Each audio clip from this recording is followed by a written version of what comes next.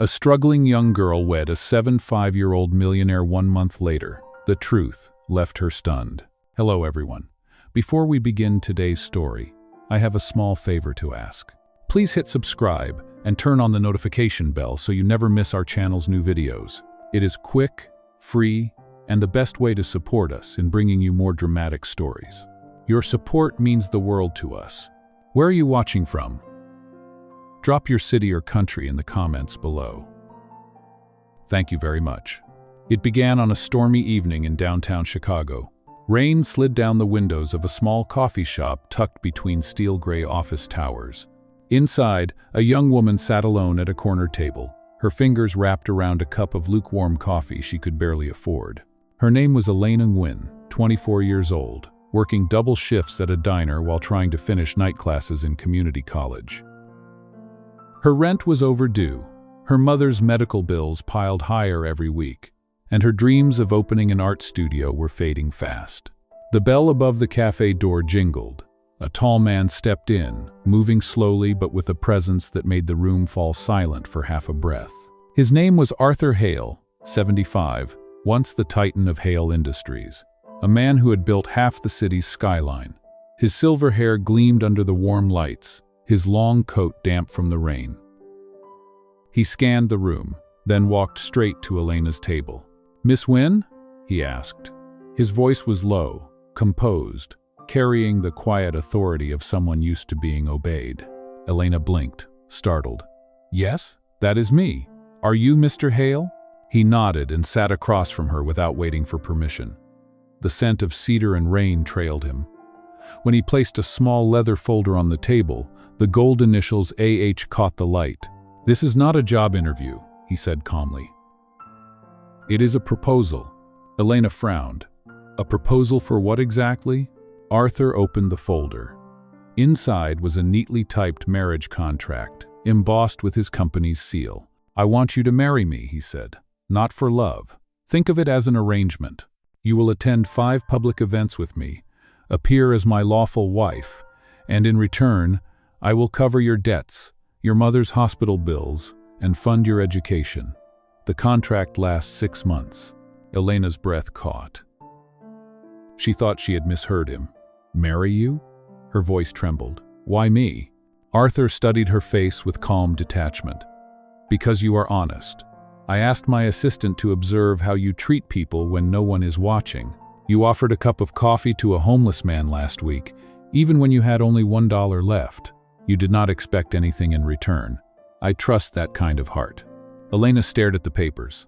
Her chest tightened, the words blurred. Rent notices, collection calls, eviction warnings, all flashed before her eyes. "Why would a man like you need to marry anyone for appearances?" she whispered. Arthur's gaze softened for the first time. "Because I have lost someone I love deeply. My late wife, Eleanor. Her name still opens doors that I need to close. I am being pressured by my board to remarry. I will not marry for love again. I just need someone decent, someone kind." Quote, "The rain outside grew heavier, the sound like a heartbeat against the glass. Elena's fingers hovered above the contract. Her mind screamed no, but her heart whispered something else: survival. "What happens if I say yes?" she asked quietly.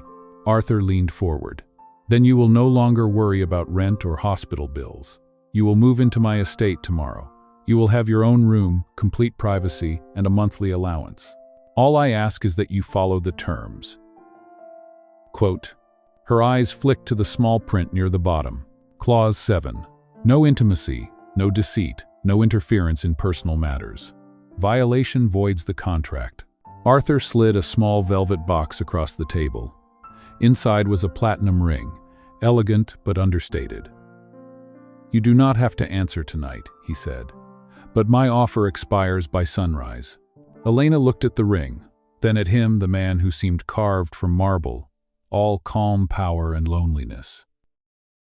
The cafe lights flickered once as thunder rolled outside. She could almost hear her mother's voice in her mind. Sometimes, survival is not pretty, but it is still survival.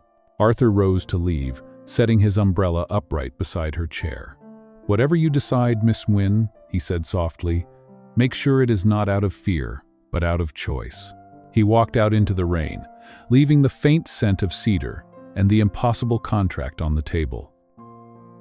Elena sat frozen, the storm raging both outside and inside her chest, unaware that this single night would alter everything she believed about love, power, and truth. The rain had not stopped when Elena returned to her small apartment that night. The hallway lights flickered, casting long shadows on the peeling walls. She kicked off her soaked shoes and dropped her purse onto the wobbly kitchen table. The envelope with overdue rent notices waited there like a silent judge. Her phone buzzed once another hospital reminder for her mother's treatment. She sat down heavily, pressing her palms to her face. The velvet ring box still lay in her coat pocket. She placed it on the table, staring at it as if it might disappear. A platinum circle, smooth and cold, glimmered faintly under the single overhead bulb. It did not look like temptation. It looked like escape. Elena whispered to herself, "Marry a 75-year-old man? What are you thinking?" But then she thought of her mother lying in the hospital, of the nurse's soft voice saying, "Without another payment, we cannot continue treatment." Her best friend Maya called just then. "Hey, you sound awful. What happened at the cafe?" Elena hesitated. "It was not an interview. He offered me a contract, marriage." Maya laughed, then stopped when Elena did not join in. "Wait, you are serious?" "It is not about love," Elena said quietly. "He is a millionaire. He wants someone to stand beside him for appearances. 6 months. My debts, my mother's bills, everything would be paid." On the other end of the line, silence stretched. "Elena, that sounds insane. He could be dangerous. You barely know him." "I know," Elena whispered. But he seemed sincere, sad even, like someone who has already lost too much. Maya sighed. "Whatever you do, promise me you will protect yourself. Do not sign anything without reading it twice." "I promise." After the call ended, Elena looked again at the contract. The words were formal, sterile, but the last line stood out.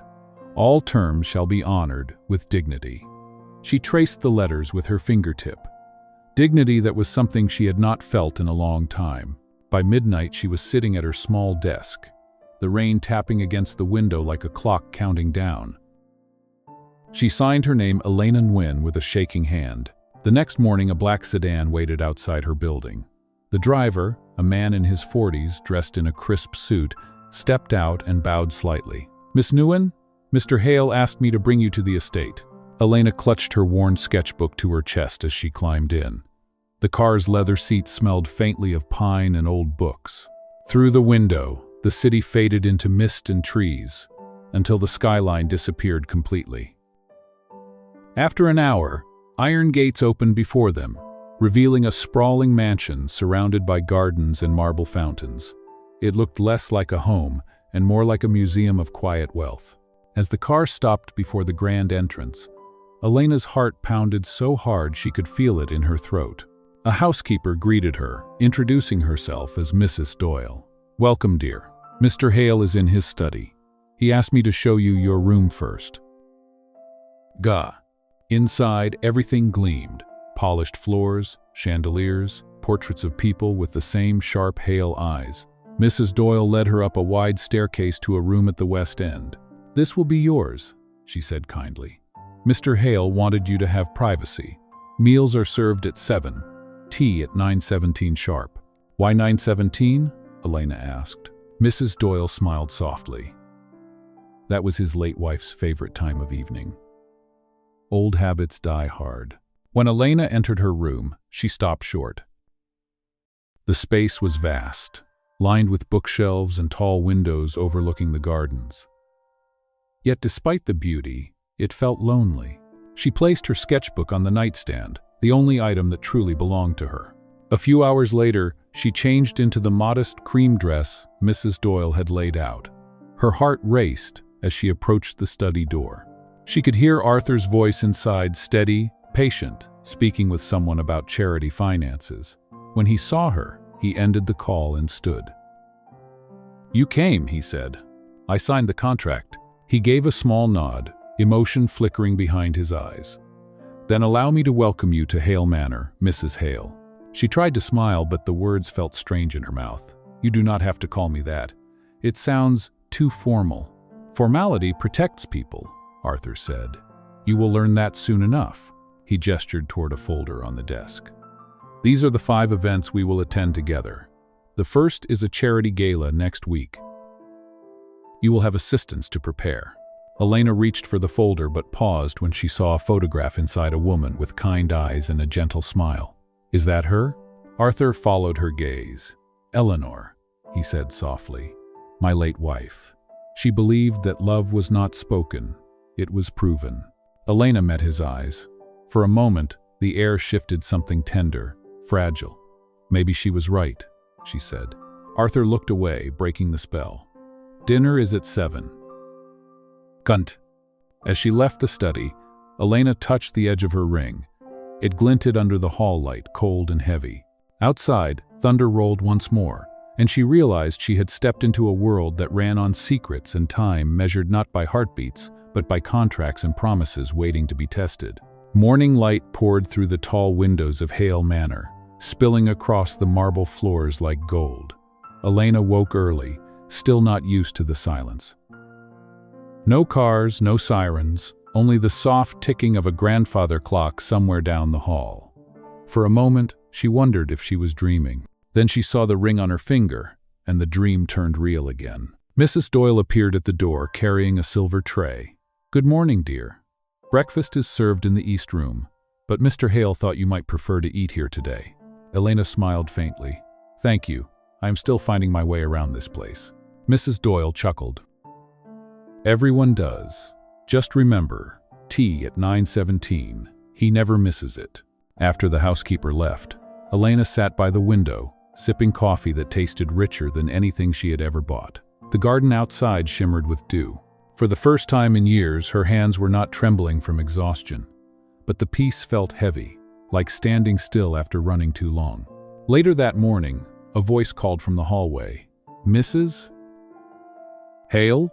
It was Raphael, the estate driver, a man in his 40s with kind eyes and a quiet confidence. Mr. Hale asked me to bring you to the tailor, the gala dress fitting. Elena nodded, following him down the long corridor. Do you ever get used to all this space? She asked. Raphael smiled in the rearview mirror as he drove. It is just walls, ma'am. The people inside decide if it feels like home. At the boutique, Elena stood before mirrors surrounded by fabric and light. The stylist held up gown after gown, but Arthur's quiet voice echoed in her mind, formality protects people. She finally chose a soft navy dress, elegant but modest. When she looked at herself, she hardly recognized the girl who used to serve coffee for tips. That evening, at exactly 9:17, Mrs. Doyle brought tea to the library where Arthur sat reading. He motioned for Elena to join him. You chose well, he said, setting down his book. That color suits you. Quote, Thank you, she replied, unsure how to act in the quiet glow of the fireplace. Arthur poured tea into 2 porcelain cups. When Eleanor was alive, we never missed this hour. It was the one time of day she made me stop working. She said tea was a reminder that life should not be rushed. Elena studied his face. The hard lines around his eyes softened when he spoke of his late wife. She wondered what it felt like to be loved by someone who built empires. Arthur noticed her gaze and smiled faintly. You are wondering if I am still in love with her. She hesitated. I would not blame you if you were. I will always love her memory, he said quietly. But memories cannot hold your hand. The room fell silent. The only sound was the faint clink of china. Then, as if realizing he had said too much, Arthur straightened. You have your schedule for the week. Mrs. Doyle will help you rehearse introductions. The board members are not kind to strangers. I understand, Elena said. When she stood to leave, he added, Do not let them intimidate you. They measure people by their net worth, not their worth. The next few days blurred into lessons how to address donors, how to speak without revealing nerves, how to smile without seeming rehearsed. Elena wrote everything down in her small notebook, labeling each page with careful notes. The mansion began to feel less like a museum and more like a map she could read. On the night of the gala, the city skyline shimmered through the glass walls of the grand hall. Cameras flashed as limousines lined the entrance. Inside, a string quartet played beneath chandeliers that looked like frozen waterfalls. Arthur extended his arm to her. "Ready?" "As ready as I will ever be," she whispered. They entered together, the crowd turning instantly. Whispers followed like a breeze. That must be her, the new Mrs. Hale. Elena held her head high, repeating to herself the words Maya had once said: "Protect yourself. Do not let anyone see fear." A reporter approached with a forced smile. "Mr. Hale, may we have a word? People are curious about your unique marriage." Arthur's expression remained calm. "Curiosity keeps them reading," he said simply. "Now, if you will excuse us." But the reporter turned to Elena. "Mrs. Hale, how does it feel to be 75-year-old Arthur Hale's young bride? Quite an age gap, would you not say?" The air tightened. Flashbulbs sparked like lightning. Elena felt the sting of humiliation rising, but then she remembered the hospital bills her signature had erased. She took a breath and smiled. "It feels like gratitude," she said steadily. "Because some people measure years and others measure kindness. Mr. Hale saved my family when no one else would. That is what matters to me." The room went silent. Then, unexpectedly, applause rippled through the crowd. Even the reporter lowered his microphone. Arthur turned to her, eyes warm for the first time. "Well said," he murmured. As the evening continued, Elena found herself laughing with donors, discussing art and charity. Somewhere between the cameras and champagne, she forgot about the contract and simply existed. Later, when they returned home, Arthur stopped at the foot of the staircase. "You handled yourself with grace tonight. Eleanor would have admired that." Elena met his gaze. "You are kind to say so." "No," he said softly. "Just honest." As she climbed the stairs, the echo of his words lingered. In the quiet of her room, she removed the ring and placed it beside her sketchbook. For the first time since signing the contract, she did not feel like an imposter. She felt seen. Downstairs, Arthur sat alone by the fire, the photograph of Eleanor on the mantel. He glanced at his watch, 9:17, and smiled faintly. Maybe, just maybe, this arrangement had begun to heal more than one broken soul. The days after the gala passed quietly, yet something subtle had changed inside Hale Manor. The staff began greeting Elena with a different tone, less cautious, more respectful. The photo from the event appeared on several charity blogs, captioned, "Arthur Hale's mysterious young wife wins hearts." Arthur said nothing about it, but one evening she noticed the magazine folded neatly beside his teacup, the corner of the page marked. Each morning followed a pattern: breakfast at 8, correspondence review at 10, charity meetings at noon. Elena was no longer a guest, she was a participant. Arthur encouraged her to read foundation reports, to question where donations were sent. He seemed to enjoy her curiosity. One afternoon, she found him in the greenhouse pruning roses. Sunlight streamed through the glass, dust motes drifting like gold. "You could afford a gardener," she said, smiling softly. Arthur replied without looking up. "I could, but I would rather do this myself. Some things should be tended by hand." She stepped closer. "Like people?" He paused, gloved hands still. "Yes," he said quietly, "especially people." The following week brought their next public appearance, a board luncheon at Hale Industries. Elena dressed simply, remembering his words about formality. When they entered the boardroom, murmurs rippled through the executives. The long mahogany table gleamed under bright lights, lined with men and women who had once worked under Arthur but now eyed him with hidden agendas. Arthur introduced her with calm authority. "This is Mrs. Hale. She will be observing our foundation's community projects." The chairman, a sharp-faced woman named Miriam Cole, forced a thin smile. "A pleasure, Mrs. Hale. We have all been so eager to meet the inspiration behind Mr. Hale's new vision." Elena caught the sarcasm but smiled anyway. "Thank you, Miss Cole. I hope to learn from everyone here." The meeting dragged on with numbers and projections.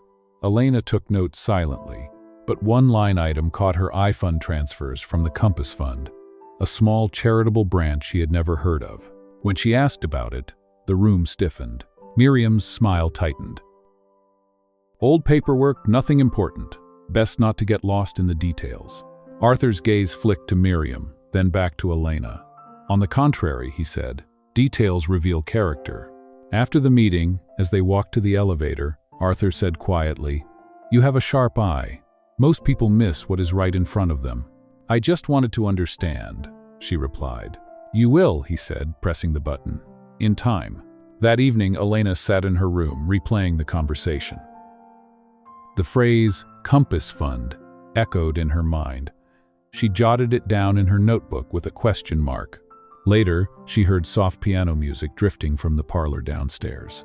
Following the sound, she found Arthur at the grand piano, his fingers moving with surprising grace for a man his age. "I did not know you played," she said. He did not look up.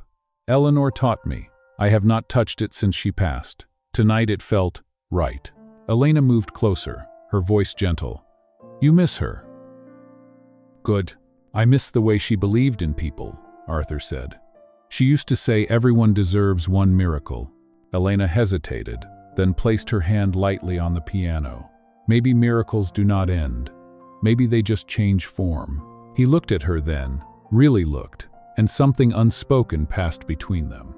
For a moment, age, status, and contracts dissolved. Only two people stood there, one trying to remember how to live, the other learning how to hope again. The moment broke when thunder rolled outside, shaking the windows. Arthur cleared his throat. "It seems the weather refuses to forget that night we met." Elena smiled faintly. "Maybe it is trying to remind us how far we have come." He nodded once, almost to himself. "Indeed." Before she left the room, he called softly, "Elena?" She turned back. "Thank you," he said, "for seeing me as a man, not a story." Quote.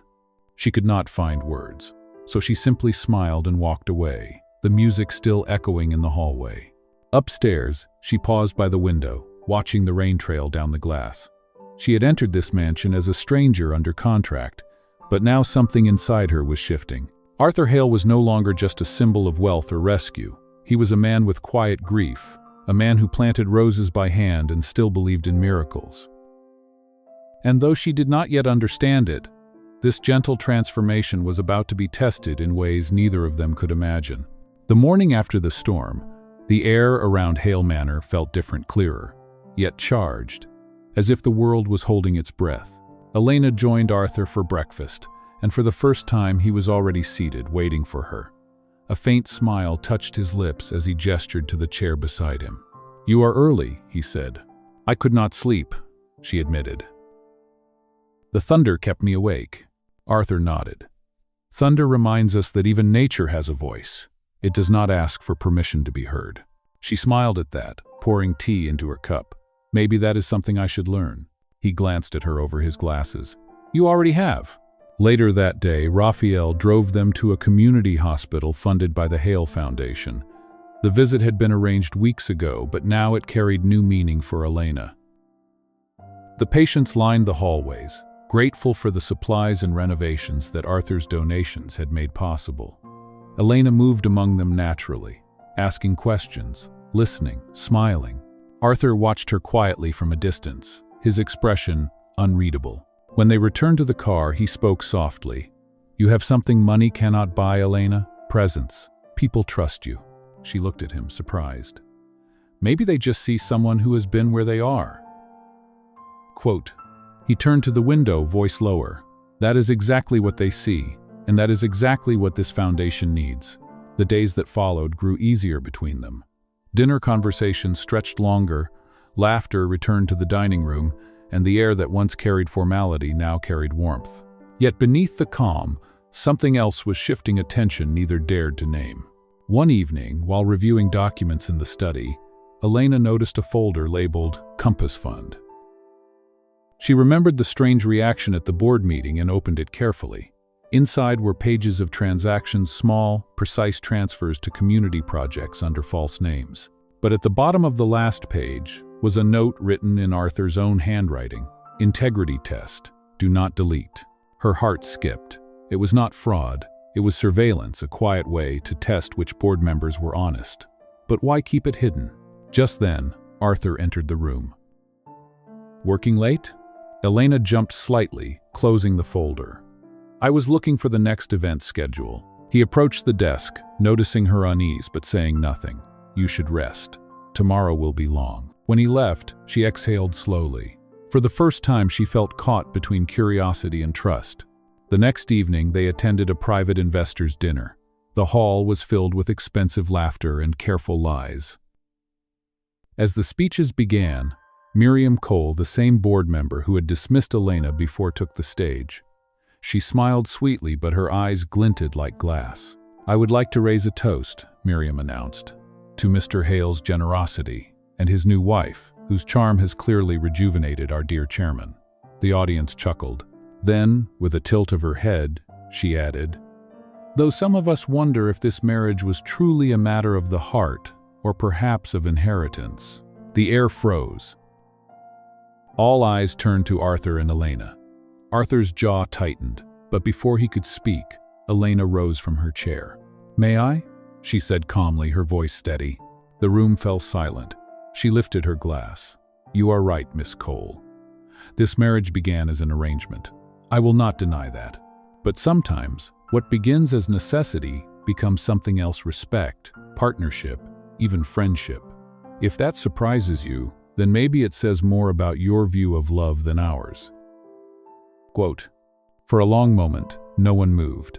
Then, applause erupted, soft at first, then stronger. Even Arthur looked astonished. Miriam's smile faltered as she lowered her glass. When they returned to the car, Arthur said quietly, you handled that better than I ever could. Elena turned to him. You taught me that formality protects people, but sometimes honesty does too. He laughed softly, shaking his head. Eleanor would have adored you. Do not say that, Elena said gently. You do not have to compare me to her. Arthur looked at her, his voice low and sincere. I am not comparing. I am simply grateful. As the car wound down the dark country road, neither spoke again, but something had shifted forever. They had stepped beyond the rules of the contract into something real, something neither of them had planned for. When they reached Hale Manor, Arthur paused before entering. Elena, he said quietly, if ever you doubt your place here, remember this. You have already changed this house more than you know. She stood there watching him disappear into the hallway, her heart unsteady. In the silence that followed, she realized she was no longer just surviving under someone else's name. She was living dangerously close to falling in love. Autumn arrived quietly at Hale Manor. The gardens turned gold, the air crisp with the scent of rain and leaves. Inside, the rhythm of the household had changed. The formality that once filled every hallway had softened into something gentler. Arthur and Elena now shared breakfast most mornings, no longer at opposite ends of the long dining table, but side by side, their conversations easy. She teased him about his routine. He pretended to be annoyed, but secretly enjoyed it. One evening, while preparing for another charity dinner, Arthur found Elena in the library, her hair loosely tied, sketches scattered across the table. You are still drawing, he said. She smiled. It helps me think. It also reminds me who I was before all this. Arthur studied her quietly. And who are you now? Elena hesitated. Someone trying to belong to two worlds.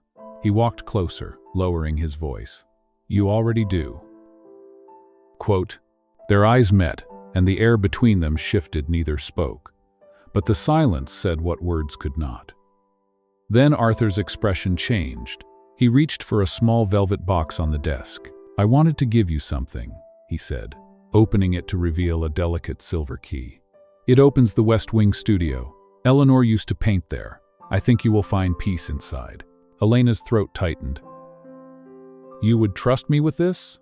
I trust you more than anyone left in my life, Arthur said simply. That night she unlocked the studio. Dust floated in the dim light, but the room still smelled faintly of paint and jasmine. She set her sketchbook on the easel, running her fingers over the empty canvas. Downstairs, Arthur poured his nightly tea. When he glanced at his watch, it was 9:17, the same time he had once shared with Eleanor. and now, somehow, with Elena. He looked toward the west wing and smiled. For the first time in years, the old house did not feel haunted. It felt alive again. And in that quiet hour, under the sound of rain and memory, both of them began to understand what had started as a contract had quietly become something much deeper, something neither of them could deny any longer. The peace inside Hale Manor did not last. It began with a phone call one gray afternoon, when Arthur was in a meeting and Elena was arranging sketches for the foundation's next art fundraiser. Mrs. Doyle entered the room, her face pale. "Mrs. Hale, there are reporters at the gate," she whispered. "They are asking about a leaked document, something about the Compass Fund." Elena froze. The Compass Fund, those hidden transactions she had found in Arthur's files, had somehow become public. Within hours, online headlines exploded. Hale Industries under investigation, fraud or philanthropy? When Arthur returned home, his expression was grim. "Someone from inside released those papers," he said. "They twisted everything. It looks like money laundering." "Who would do that?" Elena asked. "Someone who profits from chaos," he said quietly. "I have my suspicions." The next morning confirmed them. A news anchor mentioned two names, Miriam Cole and Victor Hale, Arthur's ambitious nephew. They had provided statements claiming Arthur's mental health was failing and that his young wife was manipulating him to seize control of the company. Elena's heart sank. "That is a lie." Arthur nodded. "It is, but the board believes what suits their interests. They have called an emergency meeting. They want me to step down." She reached for his hand. "Then let us fight it together." He looked at her with quiet sorrow. "This is not your battle, Elena." "Yes, it is," she said firmly. "You trusted me with your foundation, your home, your truth. Let me stand with you now." That night, as rain lashed against the windows, Elena went through every file she could find. Then she discovered a single $1 transfer to a charity account, marked Test Transaction. Attached was Arthur's note, "Integrity check, do not delete." It was proof that the Compass Fund was not fraud, but a test he had created to expose corruption within the board. When she brought it to him, his tired eyes brightened. "You found it?" he whispered. "We can show them everything," she said. "We can clear your name." Arthur took her hand gently. "You were never just my protection, Elena. You are my compass." Quote, outside, the storm raged. But inside, a plan began to take shape, a plan to reclaim truth, justice, and the love that neither of them could hide anymore. The morning of the board hearing arrived cold and heavy with tension. Hale Industries' glass tower loomed above the city like a monument to judgment. Arthur and Elena stepped out of the car together, their hands brushing briefly before they entered the building. Reporters swarmed the entrance, shouting questions, cameras flashing like lightning. Arthur ignored them, his back straight, his voice steady. "Walk beside me," he murmured to Elena. Not behind. Inside the conference hall, the board members sat in a long semicircle. Miriam Cole was at the center, flanked by Victor Hale. Both wore polite smiles that did not reach their eyes. "Mr. Hale," Miriam began smoothly, "the evidence is overwhelming. The Compass Fund shows a pattern of hidden transfers. We believe you are no longer capable of managing the company responsibly." Arthur remained calm. "You have accused me without understanding what you saw." He looked at Elena. "My wife has something to show you." Elena stepped forward, her voice clear. "The Compass Fund was not created for theft. It was a test, a traceable experiment designed to expose internal corruption. And it worked." She placed printed records on the table. "This is the $1 transaction Mr. Hale made to mark the fake accounts. The routing numbers you accused him of hiding led back to two personal accounts belonging to you, Miss Cole, and to you, Mr. Victor Hale." The room erupted. Gasps filled the air as Arthur handed over the official audit, stamped and notarized. Security officers entered quietly, followed by two detectives from the Financial Crimes Division. Miriam's face drained of color as the officers approached. Victor stood, his voice trembling. "You cannot prove," Arthur interrupted, his tone sharper than it had been in years. "I can and I have." Within minutes, the room was chaos. Miriam and Victor were escorted out under investigation. The remaining board members turned toward Arthur and Elena, stunned into silence. Arthur spoke last. "I built this company on integrity. I will not let greed bury it. My wife reminded me of that." When they left the building, the storm had passed. The reporters shouted again, but this time, the tone was different, curious, almost respectful. Elena slipped her hand into Arthur's. He looked at her with quiet pride. "You saved more than my name today," he said softly. "You saved what I almost forgot, faith." For the first time, the world saw them not as a scandal, but as something stronger, a partnership forged in truth. Weeks later, the headlines had changed. Where there was once doubt and scandal, now there was admiration. Arthur Hale and wife expose corporate corruption, foundation funds saved. Hale Industries regained its dignity, and so did the man who built it. At Hale Manor, the winter sun streamed through the tall windows, glinting off the same silver teapot that had marked their 9/17 ritual. Arthur sat at the piano, his fingers resting on the keys but not playing yet. Elena entered quietly, holding 2 cups of tea. "It feels peaceful now," she said, "almost too quiet." Arthur smiled. "Peace is never too quiet, Elena. It is just unfamiliar." She handed him the cup and sat beside him. "The board wants you to stay as chairman. You could rebuild everything."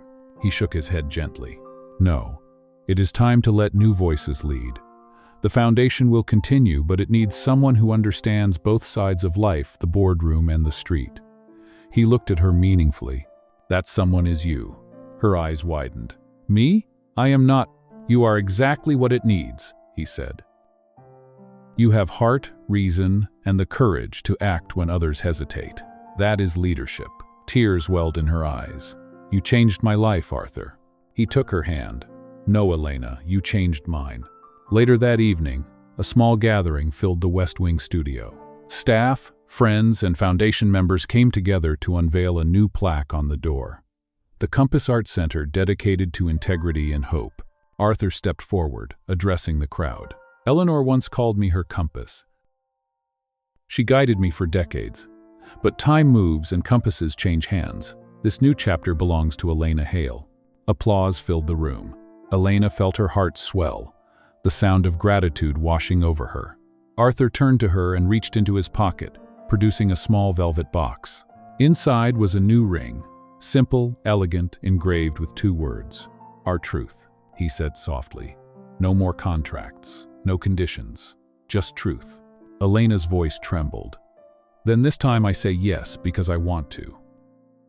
Quote, Arthur smiled and slipped the ring onto her finger. The crowd erupted in applause, but for them, the world had gone quiet. Outside, snow began to fall over the gardens of Hale Manor, dusting the roses Arthur had planted by hand. Inside, 2 people sat side by side at the piano, the clock striking 9:17. The old house no longer felt like a monument of the past. It was alive with music, with laughter, with love that had started as a contract and ended as something eternal.